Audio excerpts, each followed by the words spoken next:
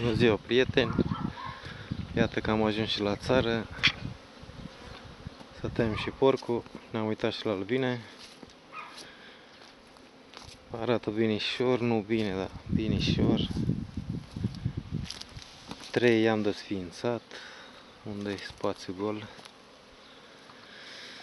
Unul n-a mai găsit albine. Al doilea era o mânuță, nici matcă nu mai era. Dăduse diarea în ei.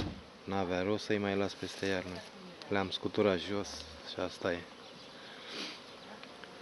După cum auziți, un mare zumzăit. Au ieșit cam toate albinele de la toți stupii. E foarte bine pentru ele. Își golesc abdomenul.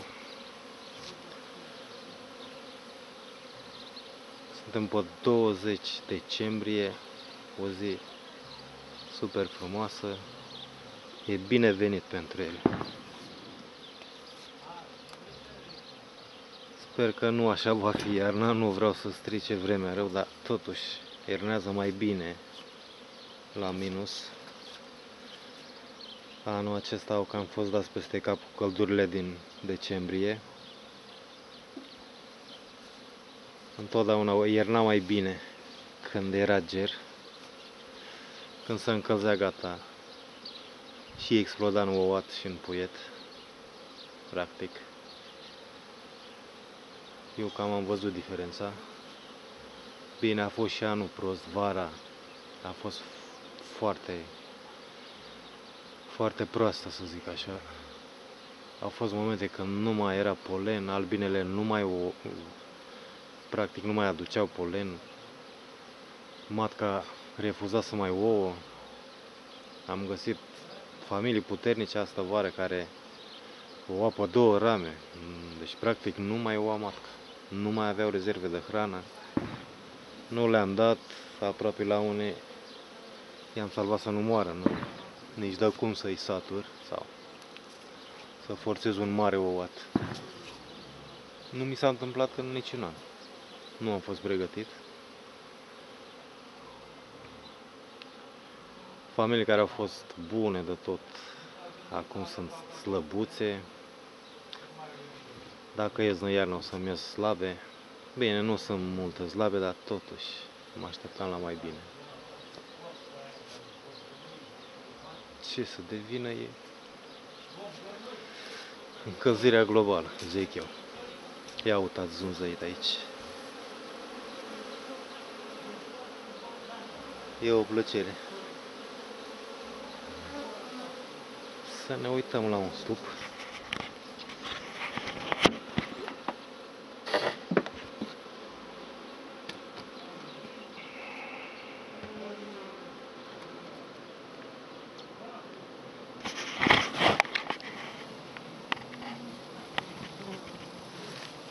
Ia vedeți. S-au desfăcut din ghem. Mai devreme am umblat la toți stupile, am adunat ramele. Cele 2 rame care eu le descăpăcesc de după diafragmă. Au fost aici din octombrie. Unele erau goale, altele mai erau un pic după cum a venit frigul și n-au putut să mai care. Nu le-am mai lăsat oricum, că e posibil să mai ducă pe ele și să le prindă frigul și nu poate să mai ducă înapoi în ghem, în cuib.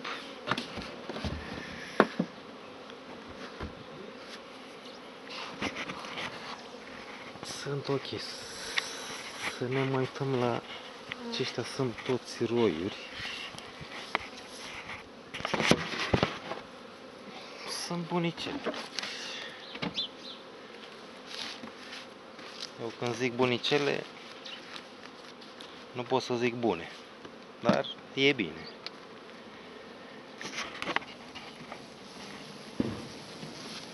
Asta e un roiuleț, bunicel totuși.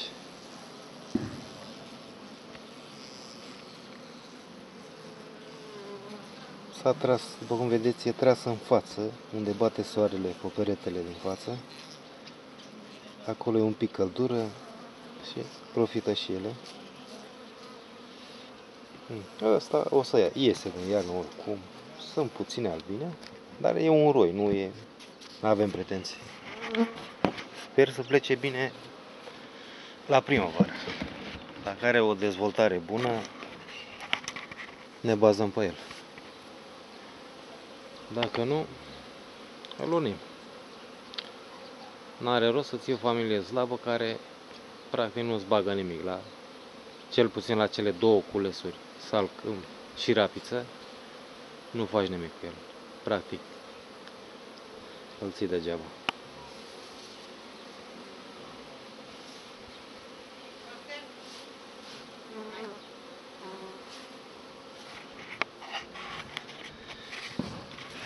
Să ne mai uităm la o familie. Să ne uităm la acesta cu leu pe el. Aceștia sunt roi.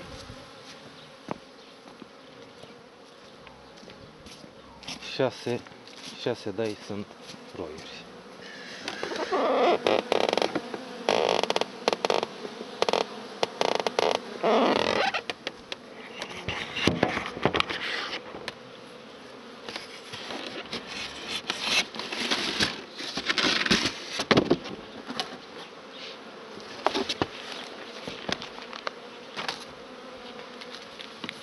N-am găsit condens ca cei de la oraș, chiar mă speriasem la oraș.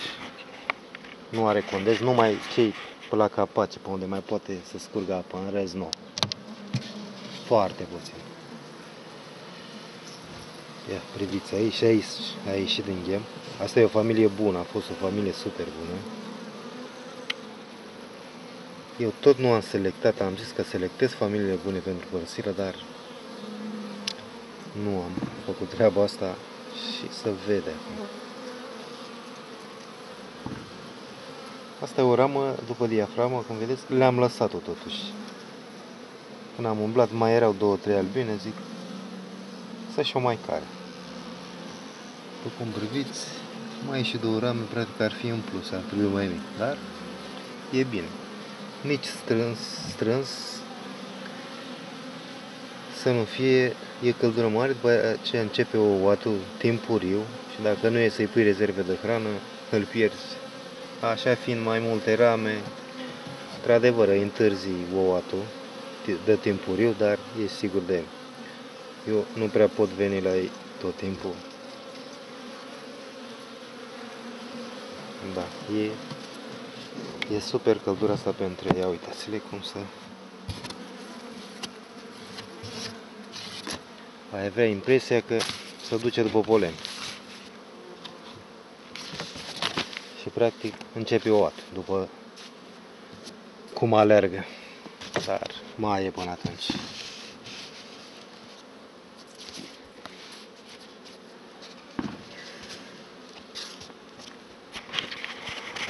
Cum v-am zis, cele de la oraș, cei 6 stupi care i-am, am umblat la ei, era numai apă în stup. Bine, acolo a fost ploile acelea, a fost apa care curgea pe sub ei, am un șențuleț.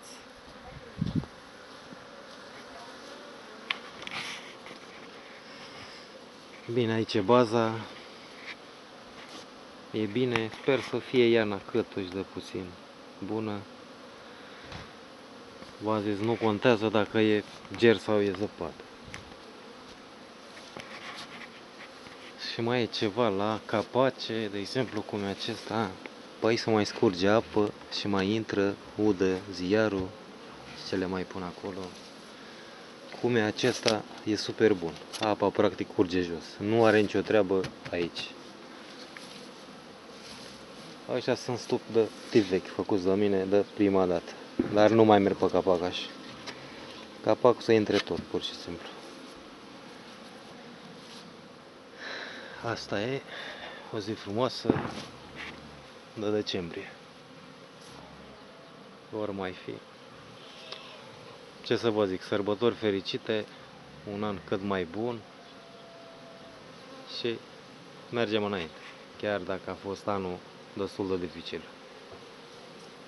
Să dea Domnul să fie bine. Sănătate la toată lumea.